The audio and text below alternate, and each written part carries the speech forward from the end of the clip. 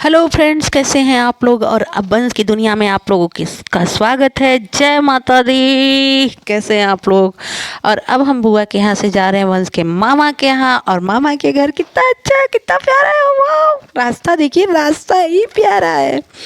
वंश के मामा के यहाँ यानी कि मेरे घर हम लोग जा रहे हैं बड़े तेजी से। और वंश के पापा तो वही सदाबहार के गाने, और वंश बीच में खड़े होकर मज़े ले रहे हैं गाने का। और अब हम लोग पहुंच गए। ये गाइस, ये देखिए, ये है मेरा घर। और ये है मेरी भतीजी जो मेरे आने के बाद इतनी खुश हो गई है। और वो मेरा इंतज़ार कर रही कि मैं अंदर आऊँ, लेकिन मैं अंदर नहीं आई, वीडियो बनाने लगी, तो वो अब आके मेरा पैर छू रही है। और ये है गाइस मेरा घर। और देखिए कितना प्यारा, स्वर्ग से सुंदर, सपनों से प्यारा है मेरा परिवार और मेरा घर। गाइस, दुनिया में कहीं भी चले जाओ ना, कहीं भी चले जाओ, कसम से इतनी खुशी नहीं होती जितना अपने गांव, अपने घर आके होती है।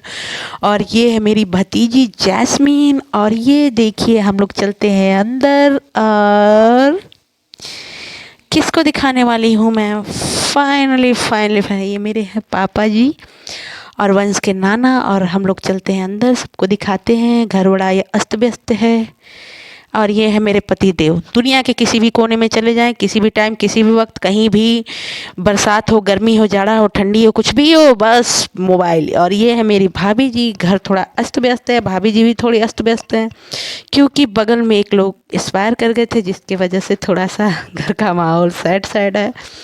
और बगल ही के थे, तो इस वजह से थोड़ा सा सब लोग सैड हैं। और ये है जैस्मिन मेरे पीछे पीछे, मेरा घर।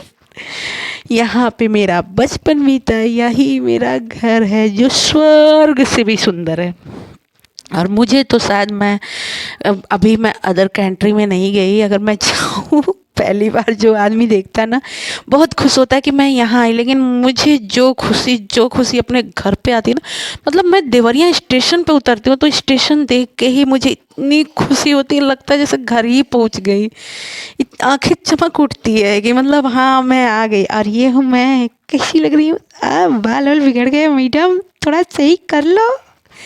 अरे भैया, बिल्कुल ध्यान रखेंगे, अपने बाल नहीं बिगड़ने देंगे, जो बहुत झड़ रहे हैं, लेकिन फिर भी बिगड़ने नहीं देंगे। और ये देखिए, अब मैं अपने पर से अपना नज़र हटाती हूँ। और ये है जैस्मीन जो मेरे साथ ले हैं। और गाइस, फाइनली वो घड़ी आ गई जिसके बाद मुझे जाना होगा लखनऊ। और वंश भी कितना दुखी है ना, उसका फेस देख के ही आप लोग देख सकते हैं कि कितना दुखी है बेचारा मैं भी हूँ, लेकिन मैं अपना दुख नहीं दिखा सकती। और ये है मेरा गांव ये गांव के बाग बगीचे, खेत खलियान।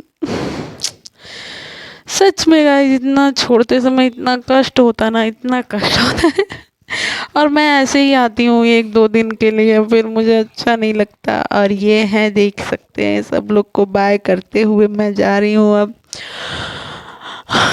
क्या बोलूँ मैं वीडियो देख के ही मुझे लग रहा है कि मैं क्या बोलूँ। और मैं अब निकल रही हूँ गोरखपुर के लिए, क्योंकि छोटे वाले भाई साहब गोरखपुर में हैं, मम्मी भी मेरी गोरखपुर में है। और ये अब फाइनली हम लोग इन लोगों से विदा लेके निकलते हैं। और ये देख सकते हैं, ये मेरा गांव, मेरे गांव का एक एक सीन, एक एक खेत और गांव क्या बोलूँ मैं, मेरा गांव